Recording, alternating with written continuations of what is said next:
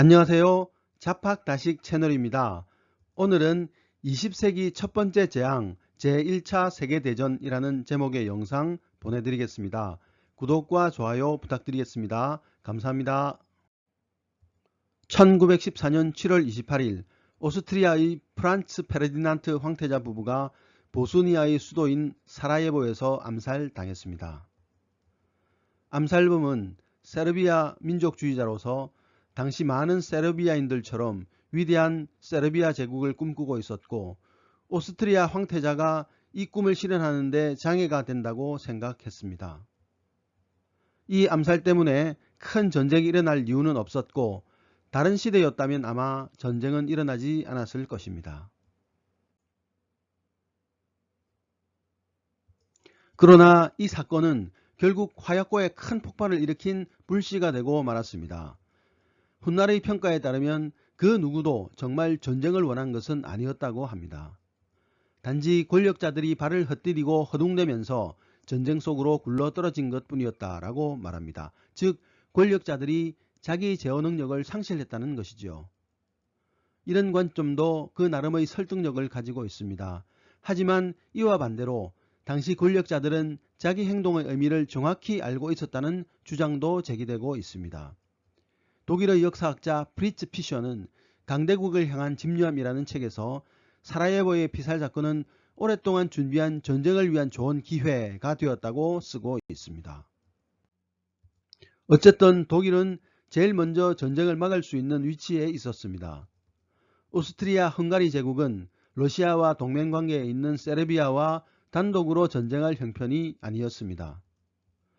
독일의 빌헬름 2세는 오스트리아 황제에게 어떤 경우에라도 도와주겠다고 약속했고 빌헬름 2세의 백지 수표에 교무된 오스트리아는 세르비아에 선전포고를 했습니다.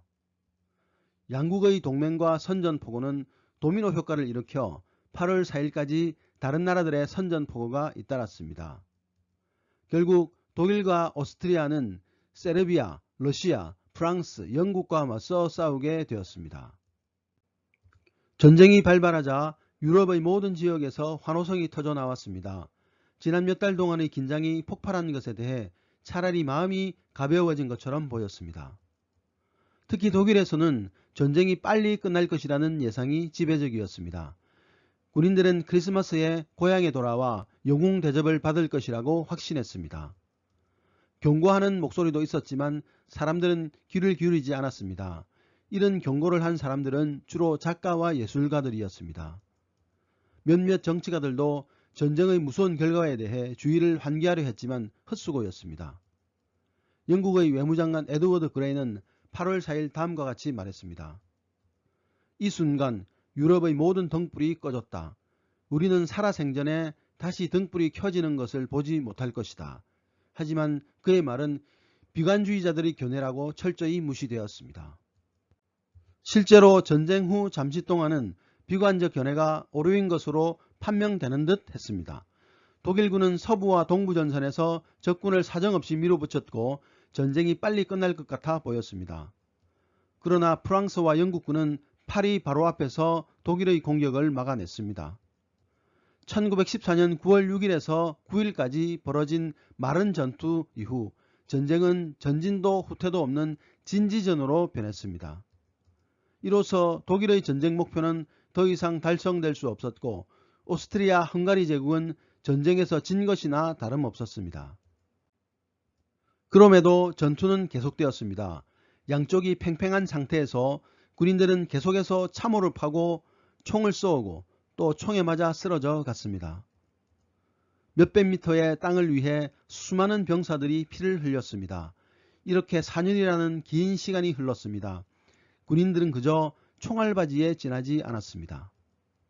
이 새로운 전쟁의 참혹함은 사상 최초로 기관총, 탱크, 비행기, 잠수함, 독가스가 투입된 베르댕 전투에서 그 절정에 도달했습니다. 전대미문의 물량전이 계속되면서 약 70만 명의 프랑스인과 독일인이 사망했습니다. 이 전쟁은 1917년 독일 최고사령부가 무제한 잠수함전을 명령함으로써 진정한 의미의 세계대전, 즉 제1차 세계대전으로 발전하게 됩니다. 무제한이라는 말은 미국처럼 전쟁에 중립을 지키던 나라의 선박도 무차별 공격하겠다는 것이었습니다. 이에 미국은 1917년 4월 6일 독일을 상대로 전쟁을 선포했습니다. 그럼에도 힌덴부르크 장군과 루덴도르프 장군이 이끄는 독일군은 더 이상 전쟁에서 이길 수 없다는 사실을 인정하려 들지 않았습니다.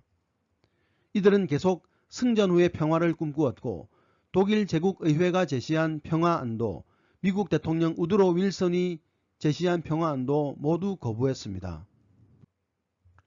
루덴도르프 장군은 1918년 10월 1일에 고위 장교들 앞에서 고백했습니다. 이제 독일은 끝났다. 전쟁은 이길 수 없으며 참패의 순간이 임박했다. 그러나 루덴도르프가 패배를 시인하고 10월 26일 물러났음에도 해군사령부는 영국 함대와의 마지막 전투를 명령했습니다. 하지만 병사들은 더 이상 총알바지 대기를 거부하고 반란을 일으켰습니다. 반란은 빠른 속도로 퍼져나가 11월 혁명으로 확대되었습니다. 1918년 11월 9일 3인당의 필리프 사이데만에 의해 독일 공화국의 수립이 선포되었습니다. 빌헬름 2세는 네덜란드로 피신했고 각 공국의 군주들도 자리에서 물러났습니다. 11월 11일 3인당이 이끄는 새 정부 대표가 휴전협정을 체결함으로써 마침내 총성이 멎었습니다. 뒤이어 파리 평화회담이 열렸으나 독일은 여기에 참여할 수 없었습니다.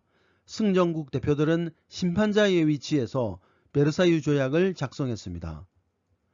이 조약의 일부 조항은 독일 아닌 다른 나라들조차 부당하다고 느낄 만큼 가혹한 것이었습니다. 전쟁 발발의 책임은 오로지 독일과 그 동맹국들에게 있고 이들이 모든 손실을 배상해야 한다는 231조는 독일이 늘 격분케 했습니다.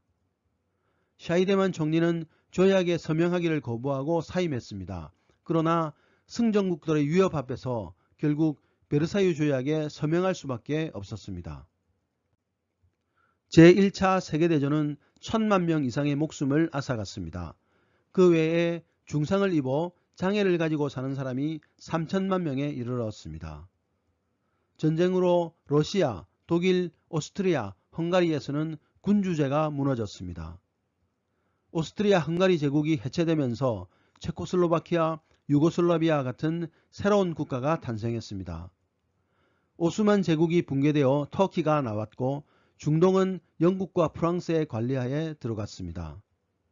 프랑스, 영국 같은 승전국도 전쟁으로 심각한 손실을 입어 경제적, 정치적으로 많이 약화되었습니다. 전체적으로 볼 때 유럽이 세계 질서를 좌우하던 시대는 막을 내리게 됩니다. 그 대신 미국이 강대국으로 세계 무대 전면에 등장하게 됩니다. 이 전쟁의 실질적인 승자는 미국이었습니다. 미국이 참전을 선언한 1917년은 또한 러시아에서 10월 혁명이 일어난 해였습니다. 갓 태어난 소비에트 공화국은 아직 약체였으나 이미 세계는 세계관과 이데올로기 면에서 적대적인 두 진영으로 분열되기 시작했습니다. 전쟁은 무수한 생명을 빼앗아갑니다. 전쟁은 한 문명을 붕괴시킬 수도 있습니다. 다시는 이 땅에 전쟁이 없기를 기도해 봅니다. 오늘의 참고도서는 세계사 최대한 쉽게 설명해 드립니다. 라는 제목의 책이었습니다. 감사합니다.